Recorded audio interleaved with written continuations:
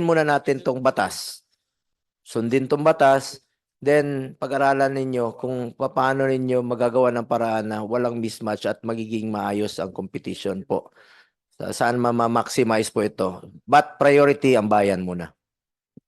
So, Sherwin Gatchalian. Thank you, Mr. Chairman. Mr. Castro, narinig ko kanina may tatlong category. Ano yung feel foreign? Ano ang kanyang katangian? Ito po yung mga players natin, Your Honor, na meron pong Filipino lineage na maaring isang magulang po ay Filipino. Pero isa anong po, nationality niya? regardless po, kung pwede pong Amerikano, pwedeng may dugong Pilipino Pwede siyang po. Pinoy, pwedeng Pinoy siya, pwede siyang Amerikano. Opo. Pinanganak po sa Pero ang Amerika, tinitignan pero niyo ang doon magulang yung po kanyang dugo. Yung kanyang dugo. opo. Hindi passport ang tinitignan niyo, hindi nationality, hindi citizenship.